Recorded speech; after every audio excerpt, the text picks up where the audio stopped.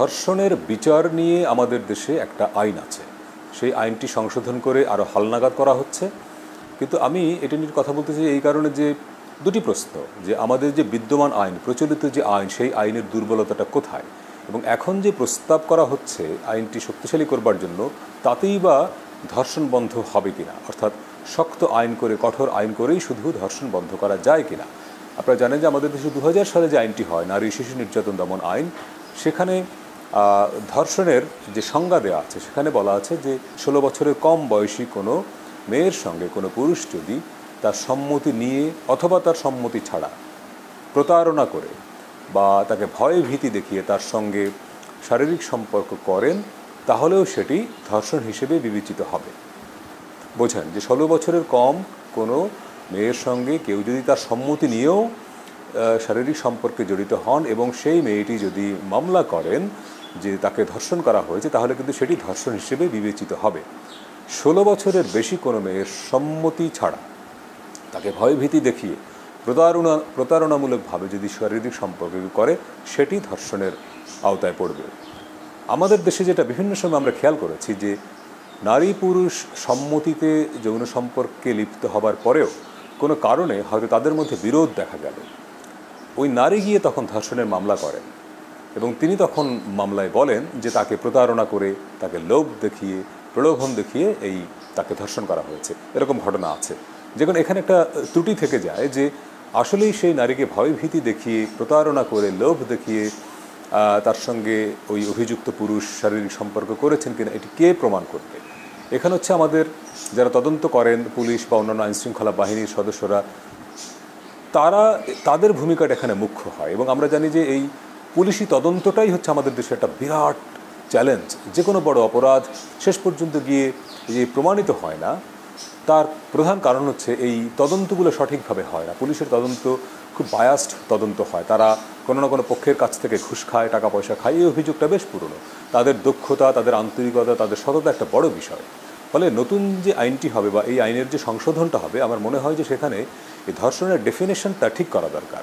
এই আইনের আরেকটা বড় দুর্বলতা হলো যে পুলিশ হেফাজতে যদি থাকা অবস্থায় কোনো নারী ধর্ষণের শিকার হন, তাহলে ওই নারীকে হেফাজতে রাখবার দায়িত্বে যারা ছিলেন, ধরেন থানায় ছিল, থানায় ধরেন ওসি, ডিউটি অফিসার, এসআই, আরও যারা ছিলেন, আমি এক্সাম্পল হিসেবে বলছি, তাহলে তাদের শাস্তি হবে সর্বোচ্চ 10 বছর কারাদণ্ড।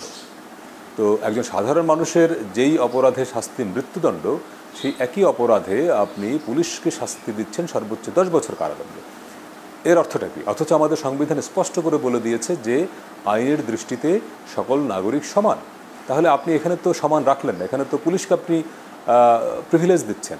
তাহলে এরকম অনেক দুর্বলতা এই আইনের মধ্যে আছে। এবং আসিফ নজরুল আইন উপদেষ্টা একটা ভালো কথা বলেছেন যে ধর্ষণের শিকার হবার পরে এই যে ভিকটিম, তার মেডিকেল পরীক্ষাটা খুব জরুরি। কারণ এই মেডিকেল পরীক্ষাটা না হলে পরে আপনি কিন্তু আদালতে প্রমাণ করতে পারবেন না যে সত্যি সত্যি তিনি ধর্ষণের শিকার হয়েছেন। এবং এই সুবিধাটা, এই মেডিকেল পরীক্ষার সুবিধাটা কিন্তু সারা দেশে নেই। তো আইন উপদেষ্টা বলেছেন যে তারা চেষ্টা করবেন যে সারা দেশের প্রতিটি সরকারি হাসপাতালে, অন্তত জেলা সদর হাসপাতালগুলোয় এই সুবিধাটি যেন থাকে, সেই ব্যবস্থা করা। এখন এটি শুনতে খুব ভালো। চ্যালেঞ্জ হলো আপনি দেখবেন যে বাংলাদেশের প্রত্যেকটা জেলা শহরে সরকারি হাসপাতালগুলো নানা রকমের সংকটের মধ্যে নিপতিত। সেইখানে যেই ডাক্তার, নার্স বা অন্যান্য টেকনিশিয়ানের পদ, তার চেয়ে লোকবল আছে অনেক কম। টেকনিশিয়ান নেই, টেকনিশিয়ান না থাকার ফলে এক্সরে হয় না।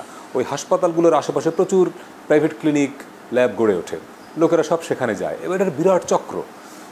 তাহলে যেখানে আপনি প্রতিনিয়ত চিকিৎসার জন্যই ডাক্তার, নার্স, টেকনিশিয়ান নিয়োগ দিতে পারছেন না, প্রত্যেকটা হাসপাতালে সংকটে খাবি খাচ্ছে, সেইখানে এই ধর্ষণের আলামত পরীক্ষার জন্য একটা আলাদা ইনফ্রাস্ট্রাকচার গড়ে তুলবেন সব হাসপাতালে। এটা খুব আমরা শুনতে ভালো, কিন্তু খুব কঠিন। কিন্তু এটি যদি সত্যি সত্যি এই যে নতুন যে আইনটি হবে বা আইনটি সংশোধন হবে, সেই আইনের মধ্যে যদি এটাকে যুক্ত করে দেওয়া যায়, তাহলে কিন্তু এটা সহজ হবে। ধর্ষণের সঙ্গে যারা যুক্ত, যারা ধর্ষণ করেন, অনেকগুলো ফ্যাক্টর এখানে কাজ করে। ধরেন মাগুরায় যে ঘটনাটা ঘটলো, একেবারে নিম্নবিত্ত একটা পরিবারে এই ঘটনাটা ঘটলো।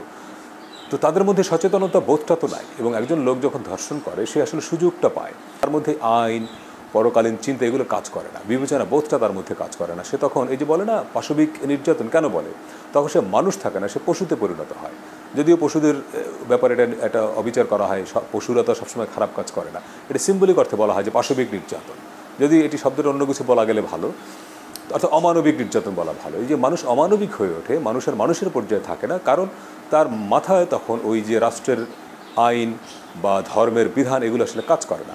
এটি কখন কাজ করে? যখন তার মধ্যে মূল্যবোধটা থাকে, তার এডুকেশন, তার বোধ, তার মধ্যে সচেতনতা, এগুলোর মধ্যে ত্রুটি কোথাও না কোথাও থাকে। তো আপনি যতক্ষণ পর্যন্ত মানুষকে মানবিক মূল্যবোধ সম্পন্ন হিসেবে গড়ে তুলতে না পারবেন, সমাজের সুবিচার এবং মানবিক মর্যাদা বোধ সম্পন্ন একটা সমাজ এবং রাষ্ট্র গড়ে তুলতে না পারবেন, তখন কঠোর আইন করেও আসলে ধর্ষণ কমানো যাবে না। তখন মানুষকে মানুষ হিসেবে ট্রিট করা, নারীকে নারী হিসেবে ট্রিট করলে আপনি কখনোই নারীর মর্যাদা দিতে পারবেন না। নারী সেও মানুষ, পুরুষ সেও মানুষ। আসলে প্রত্যেকটা মানুষকে ইন্ডিভিজুয়াল হিসেবে ট্রিট করা, প্রত্যেকটা মানুষ একজন ব্যক্তি, মানুষকে ব্যক্তি হিসেবে ট্রিট করতে পারলে তখন কিন্তু মানুষের প্রতি সম্মানের শ্রদ্ধাবোধ তৈরি হয়। প্রত্যেকটা মানুষ যে ইন্ডিভিজুয়াল, প্রত্যেকটা মানুষের যেটা ব্যক্তি স্বাতন্ত্র্য আছে, তার যে একটা মানবিক মর্যাদা আছে, এটি যতক্ষণ পর্যন্ত আমরা বুঝতে না পারবো, বুঝতে না শিখব, ততক্ষণ পর্যন্ত আপনি শুধুমাত্র আইন কঠোর করে সমাজ থেকে ধর্ষণ পুরোপুরি দূর করতে পারবেন না।